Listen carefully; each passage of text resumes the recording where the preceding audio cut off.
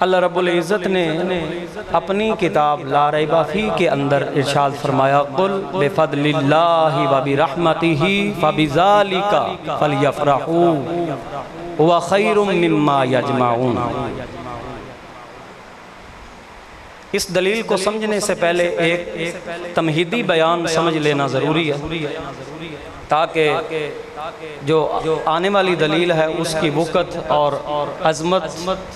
اور اس کا قوی ہونا اور مضبوط ہونا سمجھ آ جائے۔ تو تمہیدی بیان اس کے لیے یہ ہے کہ قرآن کریم فرقان حمید میں اللہ رب العزت کی جانب سے بندوں کو، انسانوں کو، مسلمانوں کو احکام ملے ہیں جس میں امر بھی ہے، نہی بھی ہے، اخبار بھی ہیں، امثلہ بھی ہیں، قصص ہیں۔ اللہ رب العزت نے احکام کے ارشاد فرمانے کے وقت بسا اوقات لفظ کل کو استعمال کیا، جو کہ لفظ کل صیغہ امر ہے اور اس آیہ مقدسہ کے آغاز پر بھی موجود ہے۔ اللہ رب العزت نے ارشاد فرمایا قل بفضل اللہ وبرحمتہ فبذالک فلیفرحوا هو خیر مما یجمعون۔ لفظی معنی اس کا ہے کہہ دیجئے، اور اہل محبت جو ہے ترجمانی کرتے ہوئے، چونکہ حضور علیہ السلام ہمارے آقا صلی اللہ علیہ وآلہ وسلم کی ذات والا صفات کا ادب و احترام اور تعظیم وہ قیامت تک کے لیے اہل ایمان پر لازم ہو چکی ہے، تو وہ اس آیہ مقدسہ کے لفظ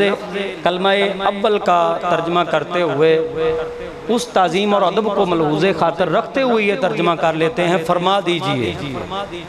اے حبیب فرما دیجئے، کہہ دیجئے، فرما دیجئے۔ تو یہاں پر بھی لفظ کل موجود ہے۔ محققین ائمہ فرماتے ہیں کہ قرآن کریم فرقان حمید میں جس مقام پر لفظ کل موجود ہے اس کے بعد جس چیز کا ذکر ہے اس کی اہمیت اور اس کی ضرورت کو اجاگر کرنے کے لیے اور اس کو ایک امتیازی درجہ دینے کے لیے لفظ کل ارشاد کیا جاتا ہے۔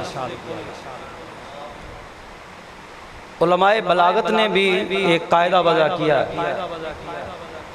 کہ ایک طریقہ اسلوب کلام یہ ہے کہ جس کو حکم جاری کرنا ہے اس کو ڈائریکٹ کلام کیا جائے، اور ایک اسلوب کلام یہ ہے کہ بیچ میں کسی کا واسطہ لایا جائے۔ تو لفظ کل کے ذریعے حکم تو جاری کیا جا رہا ہے اہل ایمان اہل اسلام کو، لیکن بیچ میں واسطہ لایا جا رہا ہے اللہ کے پیارے حبیب جناب محمد الرسول اللہ صلی اللہ علیہ وآلہ وسلم کی ذات والا صفات۔ اور یہ جو انداز کلام اور طرز بیان اور اسلوب کلام ہوتا ہے نا، اس میں سے تاکید کا فائدہ حاصل ہوتا ہے، تاکیدی انداز پیدا ہو جاتا ہے، یعنی جسے بات کہی جا رہی ہے اس کو تاکید ہو جاتی ہے کہ ہوشیار رہنا، خبردار رہنا، لفظ کل کے بعد آنے والا جو امر ہے اس کا امتثال ضروری ہے، اس سے دائیں بائیں ہو کر نکل جانا اس کی گنجائش ہرگز نہیں ہے، یہ ضروری امر۔ اس کی ایک مثال قرآن پاک سے ہی میں پیش کر دیتا ہوں تاکہ قرآن کی تفسیر قرآن ہی کے ساتھ ہو جائے، یعنی اسے کہتے ہیں تفسیر القرآن بالقرآن، قرآن کی تفسیر قرآن ہی کے ذریعے۔ مالک نے ارشاد فرمایا قل هو اللہ احد، اے حبیب فرما دیجئے اللہ ایک ہے۔ اب یہاں توحید باری تعالیٰ کا بیان تھا، اور اہل توحید جانتے ہیں، مسلمان جانتے ہیں کہ ہمیں موحد ہونا کتنا ضروری ہے، اور شان توحید کیا ہے، اور ایک مسلمان کو کتنا پکا ٹھکا موحد ہونا چاہیے، اور اس کے موحد ہوئے بغیر اس کو کوئی چارہ نہیں ہے۔ اللہ رب العزت کو وحدہ لا شریک لہ مانے بغیر ایمان ہی مکمل نہیں ہوتا۔ اگر ہم ایماندار ہونا چاہتے ہیں، مسلمان بننا چاہتے ہیں، تو ہمیں سب سے پہلے پکا سچا موحد بننا پڑے گا، اور موحد ہوئے بغیر گزارا، بولو بولو، موحد ہوئے بغیر گزارا نہیں ہے، سارے بولو نا، میں آپ کو مسئلہ سمجھاؤں، موحد ہوئے بغیر ہمارا گزارا، نہ ہماری دنیاوی زندگی کامیاب ہو سکتی ہے، نہ اخروی زندگی کامیاب ہو سکتی ہے۔ اگر ہم نے فوز عظیم کو پانا ہے، کامیابیوں کو سمیٹنا ہے، سرخری کو پانا ہے، اگر ہم نے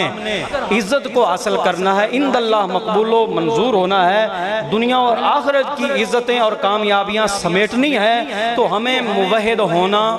پڑے گا۔ اللہ نے اسی چیز کی اہمیت کو بیان کرنے کے لیے فرمایا قل هو اللہ احد۔ میرے حبیب میں خود بھی کہہ سکتا ہوں اللہ ایک ہے، لیکن تم کہو نا اللہ ایک ہے۔ قل هو اللہ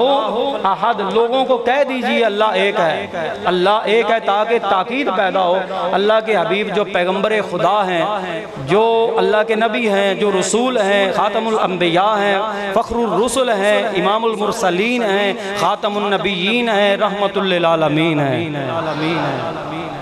آپ فرما دینا حبیب اللہ ایک ہے، کہہ دو اللہ ایک ہے، کہہ دو فرما دو اللہ ایک ہے۔ اب نبی کے ماننے والے اللہ کو ایک ہی مانتے ہیں، ایسا ہی ہے نا؟ تو امام الانبیاء صلی اللہ علیہ وآلہ وسلم نے اللہ کی وحدانیت کا اعلان کر دیا، یا ایھا الناس قولوا لا الہ الا اللہ، اے لوگو تم کہہ دو کہ اللہ کے علاوہ کوئی عبادت کے لائق نہیں ہے۔ تو توحید کا درس دیا آپ صلی اللہ علیہ وسلم نے، توحید کا اعلان کیا حضور علیہ السلام نے، توحید پھیلائی، اس کی اشاعت کی، موحدین پیدا ہوئے، اور آج تک بحمدہ تعالی موحد ہیں، اور قیامت تک توحید پرست ہوتے رہے، اور توحید پرست ہونے کی ضرورت اور اہمیت سے واقف بھی رہیں گے۔ اللہ رب العزت نے فرمایا قل هو اللہ احد، بات اپنی تھی، کروائی اپنے حبیب سے ہے، تاکہ اس کی اہمیت جو ہے وہ اجاگر ہو اور اس کی ضرورت کا پتہ چلے۔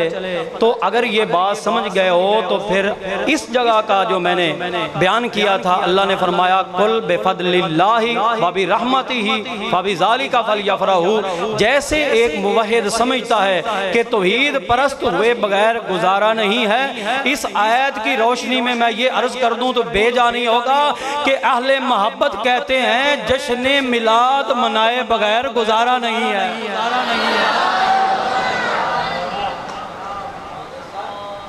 کیونکہ وہاں بھی لفظ قل ہے اور یہاں بھی لفظ، بولو سارے، وہاں بھی لفظ قل ہے اور یہاں بھی لفظ، تو آپ کو اندازہ ہو گیا ہوگا کہ یہ تو نہایت ضروری چیز ہے، اہل محبت کا اظہار محبت کرنا، اہل محبت کا اظہار مسرت کر لینا، اہل توحید کا نبی پاک صلی اللہ علیہ وسلم کی میلاد کی محفل کا انعقاد کر لینا، اور اہل ایمان کو دعوت دینا اور ان کو بلانا بٹھانا، ان کو کھانے کھلانا، جشن کا سا سامان پیدا کر دینا۔ اللہ نے فرمایا قل، فرما دو اے حبیب، فرما دو بفضل اللہ، اگر اللہ کا فضل مل جائے، وبرحمتہ، اور محققین مفسرین ارشاد فرماتے ہیں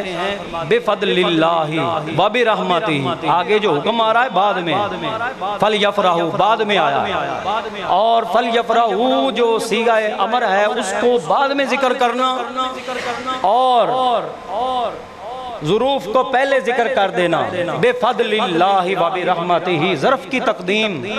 مفید حصر ہوا کرتی ہے، اس میں بھی ایک تاکید ہے، لفظ قول میں بھی تاکید تھی، تو اللہ نے فرمایا یہ تاکیدی بات ہے کہ اللہ کا فضل جسے حاصل ہو اور اللہ کی رحمت جسے ملے، بفضل اللہ وبرحمتہ، اللہ کے فضل ملنے پر اور اس کی رحمت کے ملنے پر،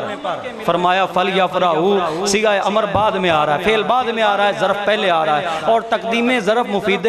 حصر ہوا کرتی ہے۔ اللہ نے فرمایا اسی پر، آگے اس کو پھر ایک تاکید کے ساتھ بیان کر دیا، فَبِذَلِكَ، اسی کے ساتھ، قُلْ بِفَضْلِ اللَّهِ وَبِرَحْمَتِهِ فَبِذَلِكَ، اسی کے ساتھ اللہ کا فضل ملے، اللہ کی رحمت ہو، اور اللہ کے فضل اور رحمت پر ہی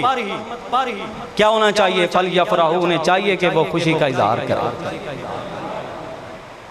خوش ہو جائیں۔ تو یہ تو امر ربی ہے، یہ تو حکم خدا بندی ہے۔ فَلْيَفْرَحُوا، انہیں چاہیے کہ وہ خوش ہوں۔ وَخَيْرٌ مِّمَّا يَجْمَعُونَ، آگے یہ جو لفظ ہے یہ بیان کر رہے ہیں کہ اظہار مسرت کے لیے پھر بندے کو بذل اموال کرنا پڑتا ہے۔